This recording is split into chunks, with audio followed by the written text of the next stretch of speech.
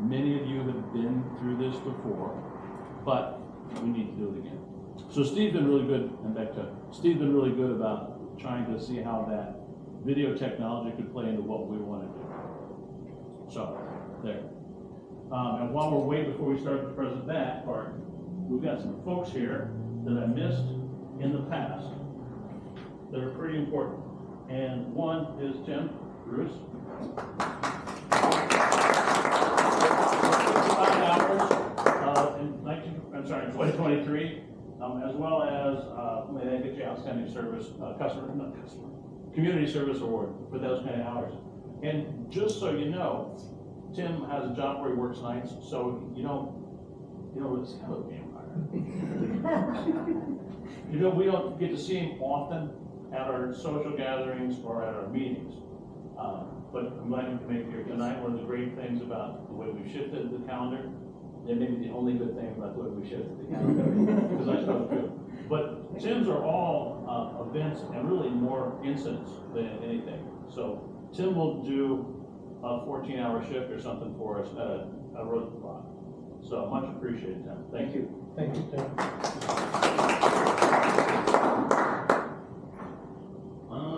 And Sherry.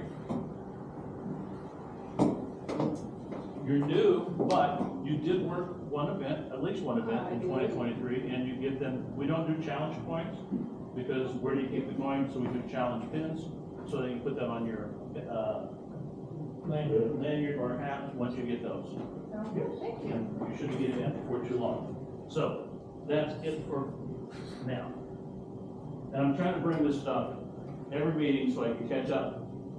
Eventually, I'll get everybody. What, went to sleep? Good to do. So we want to talk about, well, actually, before we talk about that, we had a really, really nice surprise opportunity recognition for a number of the CERT members in this group. Those of you who have been around for a long time know that prior to Mike Well leaving, actually 2017 I think was the last year, he had the group participating in the Presidential Volunteer Service Award. George Bush started it when he was president. It's also known as the 1,000 Points of Light. And the idea is that communities can choose to recognize individuals or groups, individuals mostly, for the hours they work. And they're key increment hours, up to, I think, it's at 100 or more to 200, right? Yeah, 200 to 500, 500 to, I think, 1,000, and then 1,000 on. And it's bronze, silver, and gold for those increments. And I don't know what you get for the 1,000. I knew a guy once who had it. 1,000 is gold and then. No, 500 is gold. 1,000 lifetime. Yeah. At any rate, come in and grab a chair. So I had talked to John Combs when we were kind of going through our transition when we were moving from the fire department to the police department, and Mike Well had left, and we were kind of finding our way. I explained to him about the program and what a great recognition it is, because you get a nice challenge coin. You get a pin like the challenge coin. I'm not going to show. Oh yeah, you get a certificate like this, and inside here is a letter from the president. So that's kind of cool, because it's not every day that you've got a gig where you can get a letter from the president. But at any rate, when I told him about it, and we were trying to get so many things going, a lot of moving pieces, I told him it's a great program. I cannot do it. I can't do it on my own. It's administratively heavy. During the time frame between we were doing it and when we weren't, we lost our account. They changed some things at the Gov. I'm not sure what part of the Gov. And we had to restart it, and I just couldn't do it. So I talked to John about it a couple times. He asked me some questions, and then kind of out of the blue, he said, hey, why don't you get some of your guys together and bring them over to the board meeting, the village board meeting on Tuesday, and they recognize some of our CERT team members for the President's Service Awards for 2022 and 2023. And those people who are with us today are Braxton, Jeff, Kirsten, Danny. Did I miss anybody? Yeah, but wait, we're only bronze. That's true, that's true. Tim is silver.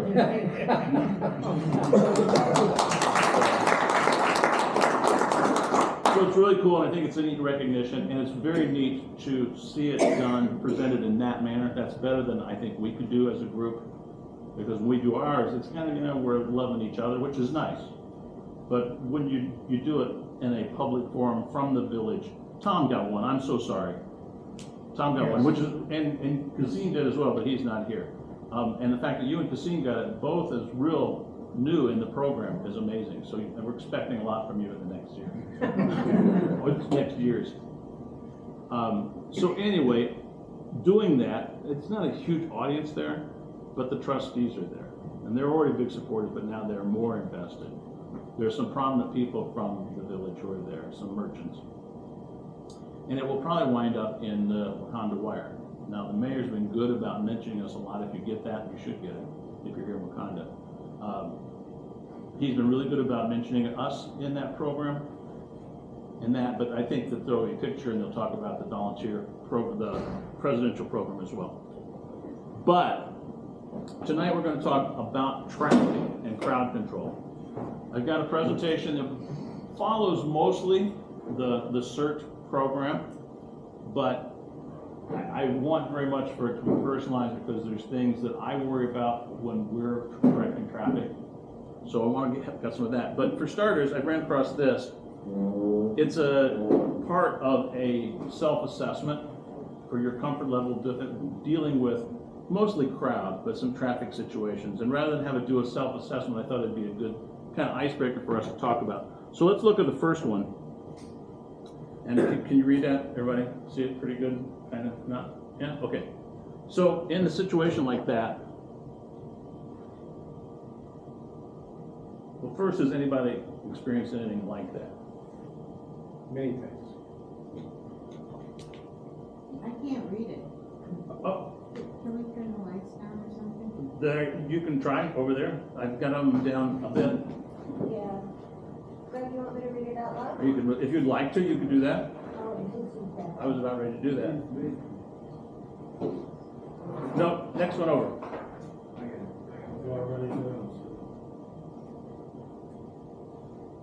Is that better? Okay, it's a little more intimate too. All right, so now can everybody read it? Maybe a little more focused. Time for glasses. How's that? Okay, I can do it. You got it? Yeah. Help her clean her glasses. All right, so the first one, everybody's read it by now, hopefully. What do you think about that? And not so much what would you do, but the question, the assessment asked on a scale of 1 to I think 5, what's your comfort level with this? So would anybody be crazy uncomfortable dealing with this? No, A little? It's, if we've been doing events around here for enough time, whether it's somebody giving you the business, or the finger, or swearing, or muttering to others, we've all been through it in one way, shape, or form. Okay. So what do you do? Usually smile. Well, this is you're really kind of overhearing this, right? So Ignore it. yeah, Basically, right. Yeah. Braxton. I was gonna say, the crowd was obviously way up at the head of the line inside somewhere, and not even anything that has to do with us. Sometimes what I do is I come up with an update, you walk down the line and say, they're running behind 10 minutes, it would be about 10 minutes or something like that. I like that. So not a direct response to her, but just kind of maybe even wait for her and then come back and work your way down. And say, just let you know, we've got a big holdup up here. We're getting you through as fast as we can. It's going to be worth the wait, whatever. Good, very good. And it's off us too. Okay. So let's do we're now at the parking lot, or directing parking. And the car speeds past you without stopping, knocking over traffic cones, entering an area that's clearly marked, do not enter. What do you do? His license number call up. What did you say, Danny? His license number call up. Okay. And just basically radio up ahead. Good.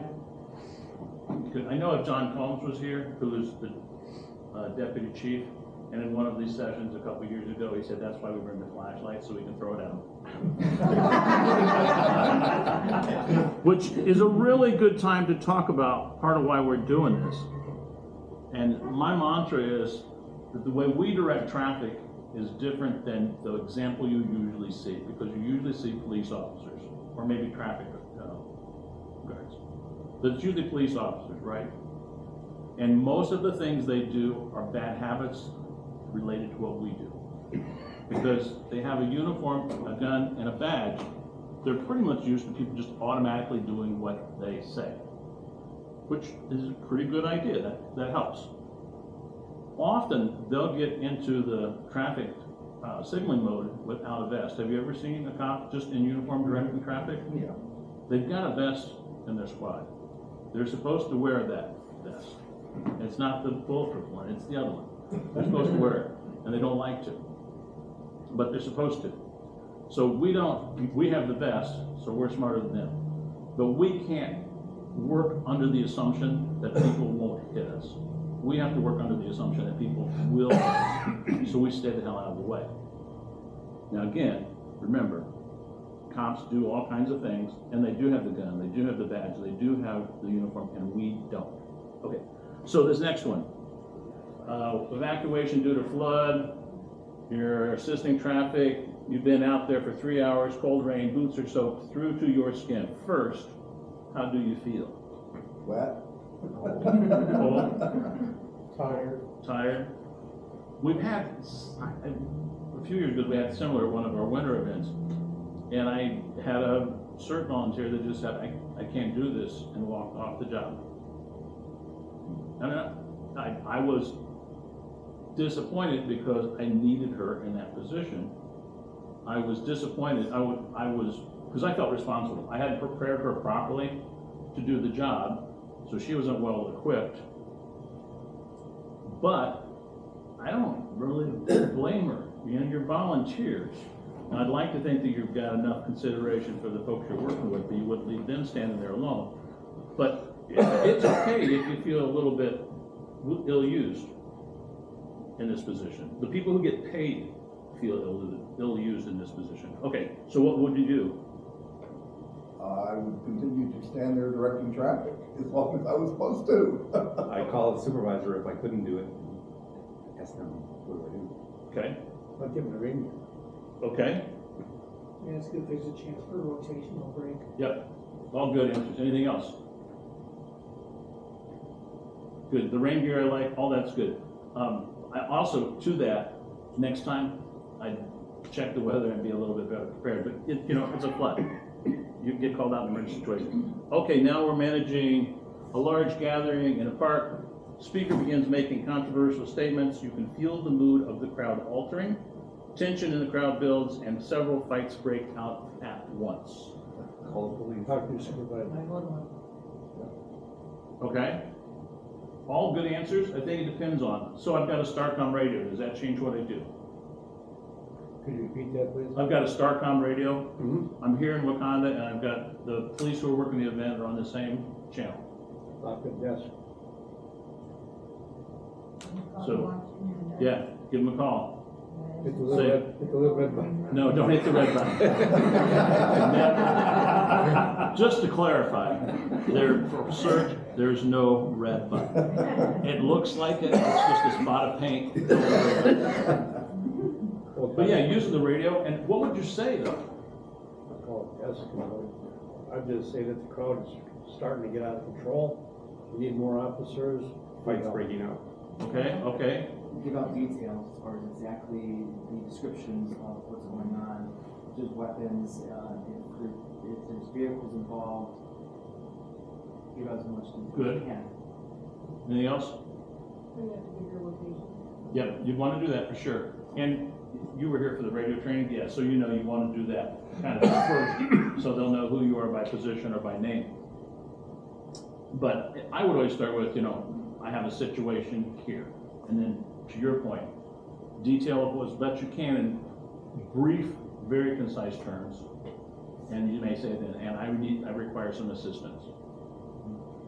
Within our group, depending on how volatile it was, you would go right to your team leader, your strike team leader, and let them know, and then hopefully that call will be made. But if you're pretty sure it's going to go bad fast, don't be afraid to broadcast it. And the beauty of those radios is that you can say, you know, this is Durban for a certain team leader, I have a situation I need to discuss.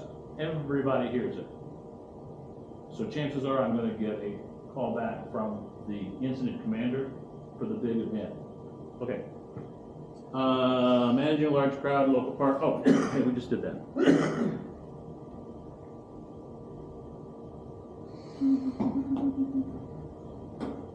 Okay. Funeral procession, people get out of cars asking when it's going to be over. You've entered this thing more than 20 times in the last 10 minutes. 21. Okay. Enter it again, please return your. Geez, they're walking up from the back, how can they keep coming if they? Good. Good. So they don't say where these people are that are asking. Yeah, after 20, there's 30 cars in line, after the 30 cars should end. Well, this is. It'll be the cross street as well. Cross street. Yeah, well, it depends. With funeral processions, it's different. And depending on how, you know, prominent official, it can be a long convoy going through. But we're assisting in halting traffic, and could we use that? Who made the suggestion about going up and, Braxton's suggestion about that when we heard the lady complaining about the quality of my work, if there's somebody available, they'd go back down and it's just, folks, I appreciate your patience. Hang in there. I think it'll be passed soon. I don't know if you know this is a somber occasion. Look through up ahead. Thank you. I appreciate your patience, and go down the line and do that. Now, I'm still answering the question 20 through 40, but I'm a little bit more proactive, and I'm a little bit, I think, nicer. I think you're going to like me more, Braxton. If the cross street is blocked from, crossing through the line or whatever, looking at the situation, if there's a chance they can make a right turn and go somewhere else. Yep, you can spin them if they can do that. Yep, good. So that I like that, looking for alternative direction for people. And that kind of goes married two together. Sorry to make you wait, I appreciate your patience. If you can't wait, you can spin here and take a right and go. And probably. Go to the next block and wait there. Well, there's that. Probably they're blocked from crossing while the other side can't come across the other way either, so they can do a U-turn and go the other way. Right. Right. How many times have people stopped in the middle of the road to ask what's going on? A lot. Yeah. I don't know if there's any more here. Okay, we'll do a couple more.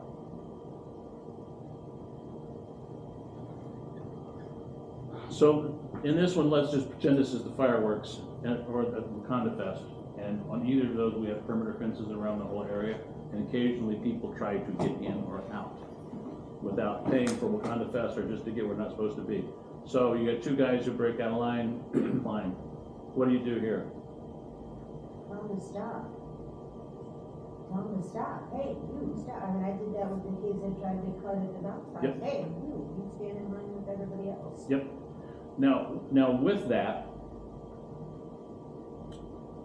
I don't know if you need to do that. Yes, telling them to stop. Aggressively stop, you can't go in there. You know, and then that's where you might add the conversation if they stop. If they're still running, what do you do? Report to somebody that you got somebody Call that's ahead. trying to Right. cut the line. Right. Cut the lines, yeah. Good. Anything else? One of the things that I've dealt with that worked pretty well, there's a number of times in retail that we've had people waiting either for a store opening or the hurricane response at a Home Depot store. We have big lines coming in, and people get really excited. And this happened. A guy came up, and there's a line. He said, "I'm not here for hurricane supplies. I want to look at cabinet mounts." I'm like, "Really?" And he thought he was going to go in because he didn't need the stuff that everybody else needed. And I said, "Well, I shouldn't let you in, but if these people say it's okay, I'll let you in." And what did they say? He left. You'd probably get assistance from the other 6 lines. Well, yeah. In those situations, I'll tell you the other thing that helps a lot is handing out water. You know, people, if it's a bad situation, they're standing and waiting, trying to try to get them shade, get them water.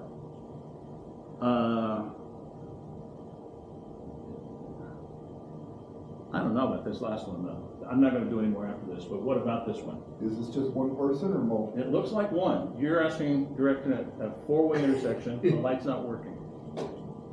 Do your best. Yeah. Probably can't stay in the middle of the intersection. Well, hold on, we're gonna get to that a little bit. Danny, go ahead.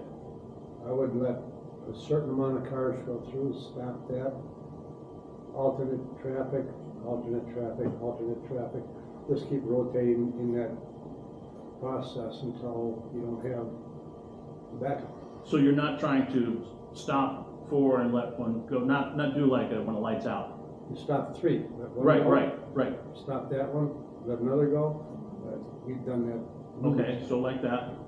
If you do that system fairly quickly, 30 to 60 seconds at the most for any one line, everyone will see that there's action Right, that's happening. Right, Don't go like 5 minutes with one line. right. They have to believe there's some hope. Good, very good. It'd be a good time to call for help too, depending on how hectic it is, how busy the intersection is, A lot of times help's not available. and Do the best you can. exactly. And you do the best you can after you ask for help. Because if there's no help, your situation doesn't change. If there is help, it could improve drastically. Well, usually you have two people working an intersection. We try our best to do that, right? But it doesn't always work that way. Okay, is that enough of this? Does that kind of get your minds thinking along these lines? That's good. And I said this is kind of the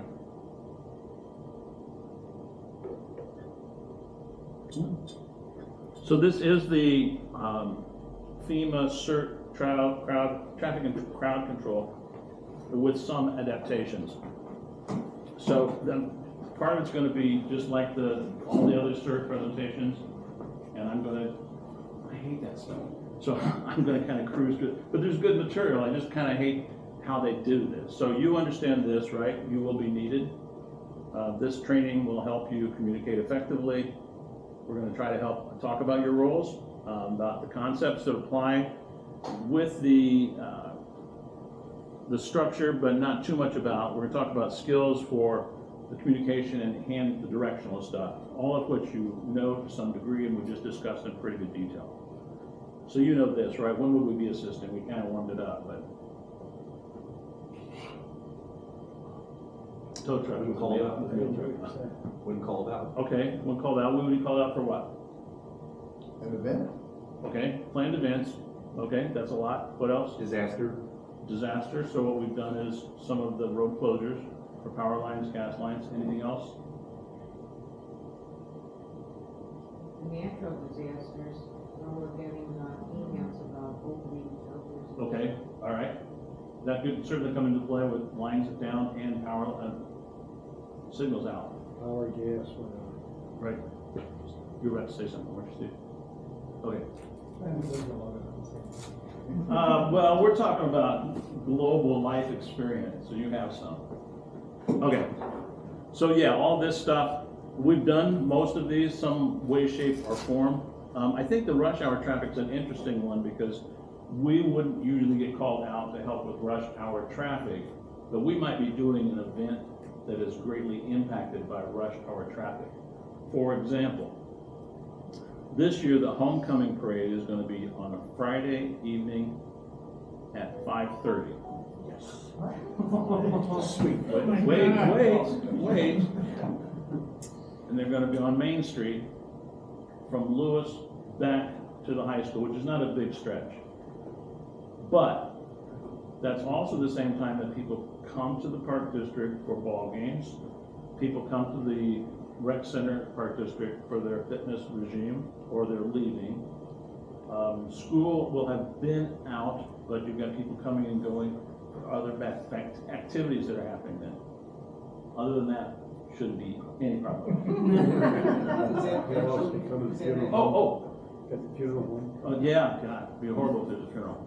And the dance isn't the same night, is it? No. Oh, yeah, the dance is the same night, thank you. Well, that's the problem, is the little girls and mothers, because they're all worried about getting them into their manicures and There, I've been chewed out by more. you know, I Others should, are I should have so far. I should have said this after we were fully staffed for the. But for example, that's taking it from a Saturday morning, fairly early on a Saturday morning, to that Friday evening. And there's complications with Saturday, but it's way different. Is this theoretical or actual? Oh, that's, yeah, it's for real. It is for. Yeah, Okay, the other thing is Friday night at that time, all the bars are open, it's prime drinking time. oh, they've been open since noon, but yeah. That's your prime time? Gotcha. You're right, that'll be another complication. So, okay. Then there's the unplanned, we kind of hit those. We talked a lot about situations we participated in. Anybody have like something a really scary experience that you could help enlighten the group with? Tom? I guess I would have to say that when we were directing traffic for the recycle, Yeah. that was a little hairy because we were standing right out in the middle of the road with trucks going right past us, and that was a little unnerving. Yeah. I would be unnerved by that as well.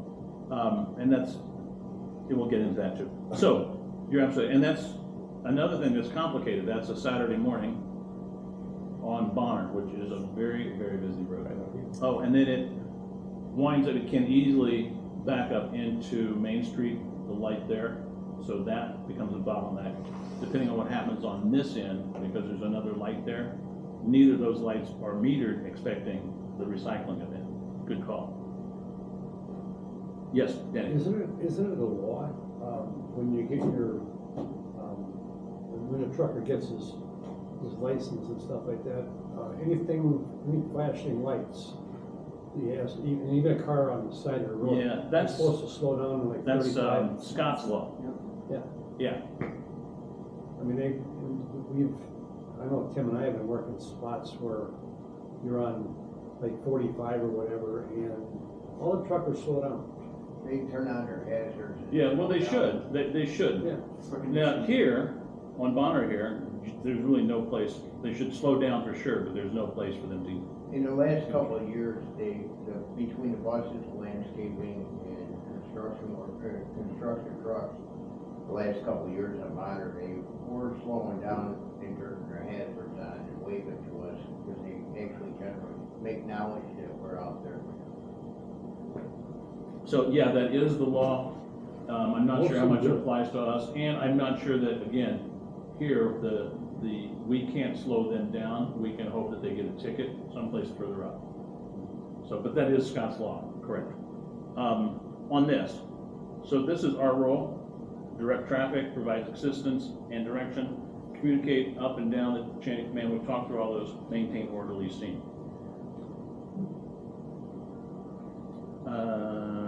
Yeah, this is pretty basic. It just basically says that we'll ask you to do something. You don't jump in and do it on your own. In Illinois, this law covers you. So if you've been asked by a municipality, a police department, or a fire official, probably an EMS, or guy running an ambulance would qualify. If they ask you to, you can do it. So when you're wearing the CERT gear, you've been on assignment from us, and we know what you're doing, it's legal. You have authority. Now, you still don't have the badge and the gun and the uniform, I got a flashlight. but you got the vest. I got a flashlight. So it goes to show that they can be held